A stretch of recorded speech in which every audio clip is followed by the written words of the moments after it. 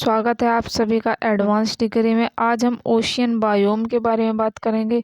Previous video में हमने tundra biome के बारे में बात करा था, वो क्या होता है। ये पार्ट सेकंड है क्योंकि ओशियन बायोम है। फर्स्ट में हमने टुंड्रा बायोम के बारे में बात की थी। तो सागरीय बायोम कुछ ऐसी विशेषताएं होती है जो जहाँ के जीव समुदायों को प्रभावित करती है। तो ये क्या होती है, ये दूसरों को प्रभावित करती है। महासागरीय जल का तापमान 0 से लेकर 300 सेंटीग्रेड तक होता है। तो देखिए कितनी ज़्यादा मात्रा में गर्मी होती है कि 0 से लेकर 300 डिग्री सेंटीग्रेड होता है। जो हम रोज़मर्रा की जो ज़िंदगी होती है उसमें 39 डिग्री सेल्सियस से 40 डिग्री पर भी हमें इतनी गर्मी और उमस महसूस होती है कि हम नहीं सर्वाइव कर पाते अच्छे से, और बीमारियों के कारण कुछ बीमारी भी बहुत जल्दी से फैलती है। तो देखिए यहाँ पर जो 300 सेंटीग्रेड है वो कैसे, कोई भी प्लांट होगा या एनिमल वो कैसे सर्वाइव करते हैं।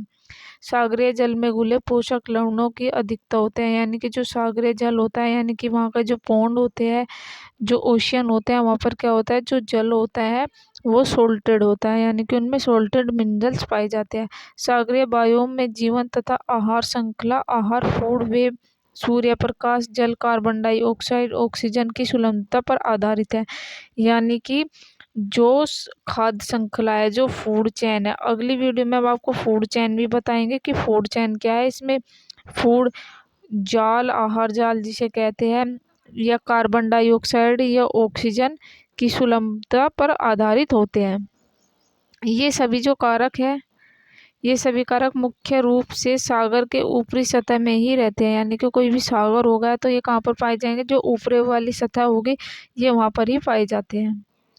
और सुलभ होते हैं, प्रकाश के नीचे जाने पर कम होता है। यानी कि जब प्रकाश नीचे, अगर ओशियन पर ऊपर देखिए प्रकाश आएगा तो क्या होगा, कम, यानी कि ज़्यादा रेज आएगी क्योंकि ऊपर की ओर है। लेकिन जैसे जैसे रेज नीचे जाएगी उतनी ही इसका प्रभाव जो होगा वो कम होता चले जाएगा, क्योंकि जो चीज़ ऊपर रहती है उसका ज़्यादा प्रभाव रहता है। और जैसे जैसे वो जो पानी होगा, जो ओशियन का पानी होगा, उसे पेनिट्रेट करेगी, यानी कि नीचे की ओर जाते हुए बहुत समय लगेगा, और उसकी जो रेज की जो कह सकते हैं फ्रीक्वेंसी है वो भी कम हो जाएगी। तो प्रकाश नीचे जाने की ओर कम होता है और 200 मीटर से अधिक गहराई पर जाने के पूर्णतः समाप्त होता है। तो देखिए जब वह 200 से नीचे जाता है तो वो पूर्णतः, यानी कि कोई भी समुद्र है, जब उसमें 200 मीटर तक की गहराई तक सूर्य का जो प्रकाश होगा वो जाएगा, 200 मीटर से नीचे नहीं जाएगा, क्योंकि इसकी जो कह सकते हैं रेज है वो ख़त्म हो जाएगी। इसी ऊपरी सतह में प्राथमिक उत्पादक पौधे, हरे पौधे, प्लाइटोप्लैंक्टन प्रकाश संश्लेषण द्वारा आहार पैदा करते हैं। तो देखिए जो ऊपर की जो रेस होते हैं, जो प्राइमरी कंज्यूमर होते हैं, वो क्या करते हैं, हरे पौधे फ्लाइटोप्लैंक्टन प्रकाश संश्लेषण द्वारा आहार पैदा करते हैं, तथा प्राथमिक उपभोक्ता जूप्लैंक्टन भी इसी मंडल में रहते हैं तथा फ्लाइटोप्लैंक्टन सेवन करते हैं। अधिक गहराई में रहने वाले अवसादों पर निर्भर करते हैं। बाकी जो निर्भर करते हैं किस पर करते हैं, अवसादों पर निर्भर करते हैं। इसके जो मुख्य रूप से सागरीय बायोम दो प्रकार होते हैं, एक पेलेजिक बायोम, एक नितलीय बायोम, यानी कि बेंटिक बायोम।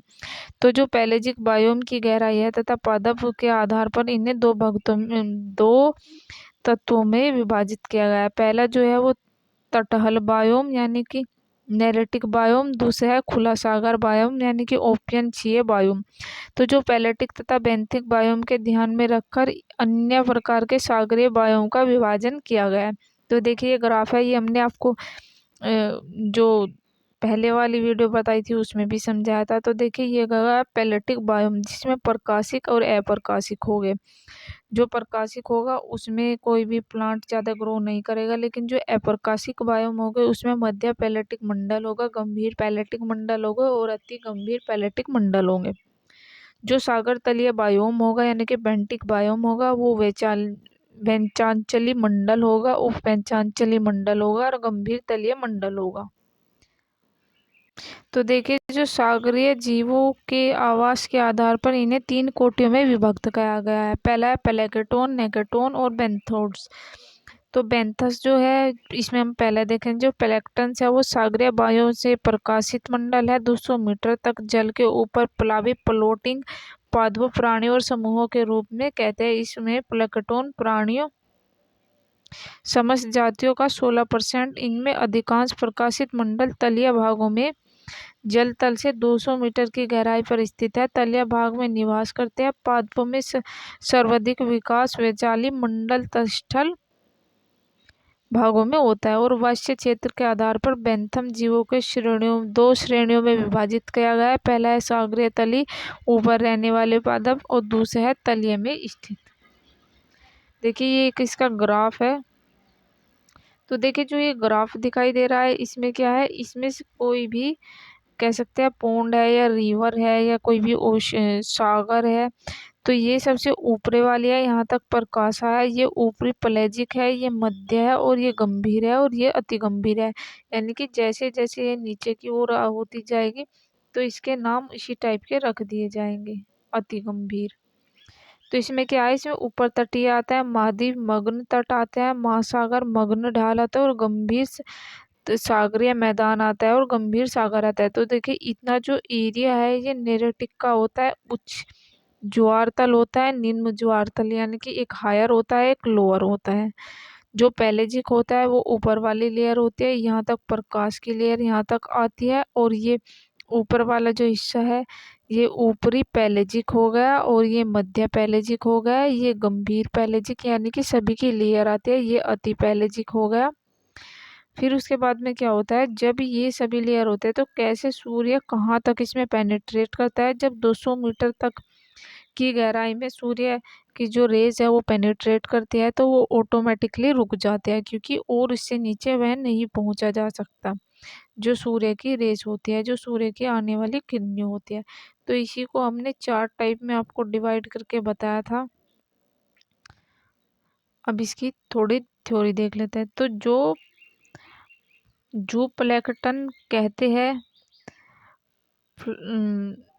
ये प्रकाश संश्लेषण अर्थात प्राथमिक उपदास स्वयंपोषी होते हैं, यानी कि ये खुद का भोजन स्वयं बनाते हैं और प्राथमिक उत्पादक होते हैं, जिनके ऊपर समस्त सागर जीव निर्भर रहता है। यानी कि इन पे जो पूरा सागर होते हैं उसके जो जीव होते हैं वो निर्भर रहते हैं। और ये सागरीय आहार श्रृंखला जाल में से पोषण स्तर पर एक प्रतिनिधित्व करते हैं। इसमें शैवाल तथा डायटम सर्व प्रमुख होते हैं। प्राणी प्लैंकटन 3 प्रकार के होते हैं। पहला हुआ है शाकाहारी, मांसाहारी तथा अवसाद पोषित प्राणी होते हैं। शाकाहारी जल में विभिन्न गहराइयों में समय तैरने वाले प्राणियों के नेक्टन समूह के अंतर्गत सम्मिलित करते हैं। इस वर्ग में अधिकांश प्राणी रीढ़ वाले होते हैं, यानी कि कोर्डेटा होते हैं, जिन पे रीढ़ की हड्डी पाई जाती है। इसमें सबसे प्रमुख तथा सभी स्तरों में मिलने वाले प्राणी मछलियों का है। स्तनधारी सील प्रजनन स्थल आहार सागर ग्रहण करते हैं। व्हेल, डॉल्फिन तथा गाय सिएकाओं प्रमुख आदि आते हैं। बेंथन जीव समुदाय पादप तथा प्राणी अंतर्गत वे चांचली तटीय सागरीय भाग से खुले सागर के जल के नीचे स्थित में रहने वाले जीव समुदाय को सम्मिलित किया गया और उनकी कुल सागरीय जाति की जाती है। तो गाइस ये था हमारा आज का वीडियो। अगली वीडियो में हम इसके अगले टॉपिक के बारे में डिस्कस करेंगे। ये आपको ग्राफ, आपको अगर एग्जाम में आता है तो आपको ये पूरा बना कर आना होगा। मैंने इसको आपको लेयर वाइज भी आपको समझा दिया कि कौन सी लेयर में ऊपरी पैलेटिक पाया जाएगा, मध्य पैलेटिक पाया जाएगा, गंभीर पैलेटिक पाया जाएगा और अति गंभीर पैलेटिक पाया जाएगा। इन सभी का अलग अलग वर्ग होता है कि कौन से का क्या वर्ग है। गंभीर पैलेटिक यहाँ है और गंभीर सागर यहाँ पर है। तो ये था आज का हमारा टॉपिक।